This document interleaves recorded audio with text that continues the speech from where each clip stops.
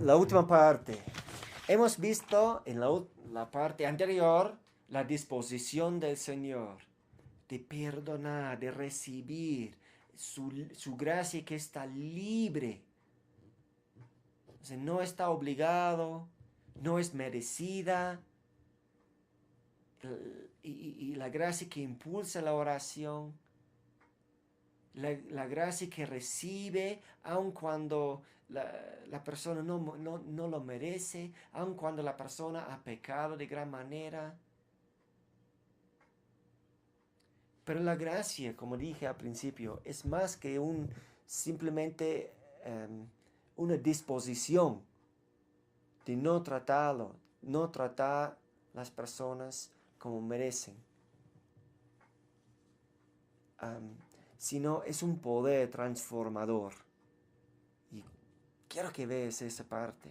En la última hoja dice, también es importante entender que la gracia no solo es una disposición de Dios de no tratarnos como merecemos, gloria a Dios que sí lo es, pero su gracia es algo más. Es también el mismo poder transformador llegando a nuestras vidas aquí, adelante, capacitándonos para vivir bien. Yo quiero que veas el testimonio de Pablo. Pablo decía, por la gracia de Dios soy lo que soy. Y quiere decir que su gracia operando en mi vida, obrando en mi vida, me ha hecho quien soy yo. Y su gracia para conmigo no ha sido en vano, pues he trabajado más que todos ellos. Aunque no lo he hecho yo, sino la gracia de Dios que está conmigo. Vamos a pensar. Pablo dice, ¿quién había trabajado? Yo he trabajado más que lo demás. Si no, no he sido yo. Bueno, yo he trabajado, pero no ha sido yo, sino su gracia operando en mí. Entonces, la gracia de Dios es un poder. Dile a tu vecino, la gracia de Dios es un poder. Es un poder que entra y trabaja dentro de uno.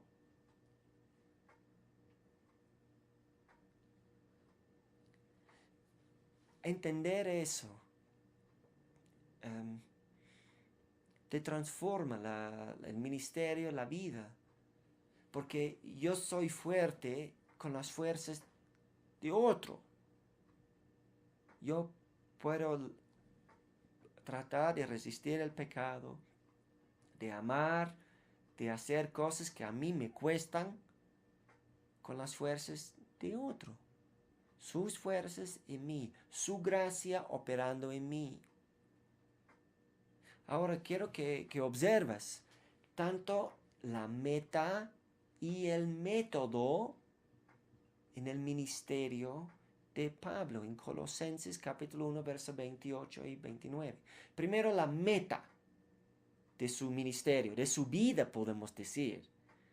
¿Cuál es la meta? Dice, nosotros anunciamos a Cristo, amonestamos y enseñamos a todo el mundo en toda sabiduría, a fin de presentar perfecta a Cristo Jesús a toda humanidad. Con este fin trabajo y lucho con todas mis fuerzas y con el poder que actúa en mí. ¿Cuál es la meta de su ministerio? Dice, la meta es presentar perfecto en Cristo Jesús a toda la humanidad. Pablo quiere presentar todas las personas perfectas delante de Cristo en el día final. Es su meta. Él predica la palabra y hace lo que hace. Su meta es la salvación de toda la humanidad. Él quiere hacerlo. Esa es su meta. ¿Cuál es su método? El medio que utiliza. Dice varias cosas. Dice, anunciamos a Cristo. Él anuncia a Cristo. Anuncia a Jesús. Amonestamos y enseñamos a todo el mundo en toda sabiduría. Él enseña y vive de tal forma para enseñar. Y Él se mete en vidas, amonesta. ¿Cómo estás? ¿Cómo estás? ¿Cómo está tu relación con tu cónyuge? ¿Cómo estás tratando a tus hijos? ¿Cómo vas con tus padres? Cuéntame de tu manejo de dinero. Cuéntame de tu integridad en tu palabra, en tus hechos, etcétera, ¿no? Amonestando con toda sabiduría a toda la humanidad. Ese es su método. Pero ¿cómo trabaja?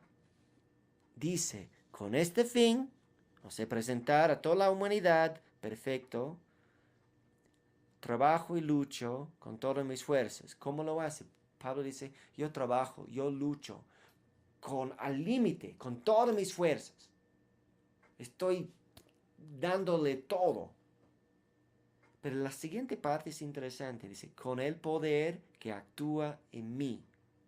Con su poder operando en mí. Pablo se veía con el poder de Dios operando en él. Y entender eso te ayuda a entender su vida. ¿Cómo es que vivía así, de forma tan extrema? Porque él realmente creía que la misma gracia de Dios estaba operando en él.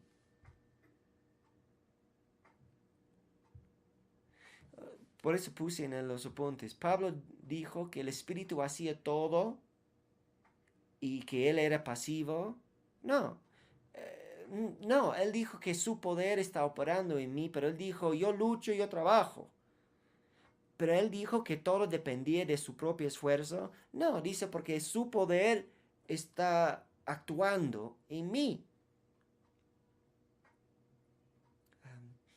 Hermanos, creer en la gracia de Dios te va a equipar, te va a impulsar, te va a mover a hacer algo, tratar de hacer algo, tratar de alcanzar personas para Cristo. Ahora, decirles acerca de Jesús, advertirles, están yendo de frente al infierno en su fornicación, en su adulterio, en sus mentiras. Y nadie puede hablarles de Cristo. Pero creyendo en la palabra, creyendo en la gracia de Dios, uno puede decir, mira, me va a capacitar, iré. Haré un intento. Hechos 14, verso 26. Describiendo un viaje misionero, de ahí se embarcaron para Antioquía, donde habían sido encomendados a la gracia de Dios para la obra que habían cumplido. O sea, ¿qué necesito para hacer una obra, un viaje misionero? ¿Qué necesito? La gracia. La gracia es un poder que te capacita. ¿Está bien? Ahora, pensando en algo mucho más personal, mucho más íntimo. En deseos desordenados, en impureza, en vidas con o sin dominio propio. ¿Qué hace la gracia? A veces la gente dice, está bien hablar de la gracia, pero hay que hablar de la ley. Si tú hablas de la gracia, ¿cómo va a vivir la gente? Y es entendible por una parte tales preguntas, porque a veces hablan de la gracia de forma incorrecta. Pero la gracia en la Biblia se trata con los deseos, se tratan con vidas desordenadas. Tito capítulo 2, verso 11 y 12. Porque la gracia de Dios se ha manifestado, trayendo salvación a todos los hombres. O sea, la gracia de Dios trae salvación a toda clase de hombre, enseñándonos que negando la impiedad y los deseos mundanos, vivamos en este mundo sobria, justa, piadosamente. ¿Qué hace la gracia? La gracia te enseña a nivel de los deseos. Te enseña negar la que impiedad, negar los deseos mundanos. No queremos eso. Padres y madres, si tú tienes hijos adolescentes o jóvenes, una de sus grandes preocupaciones es el nivel de sus deseos, ¿sí o no?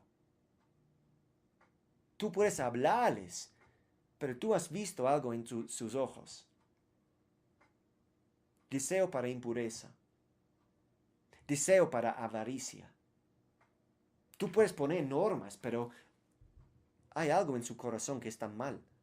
Sus deseos. Mira, ¿qué hace que pueden negar sus deseos mundanos? La gracia de Dios.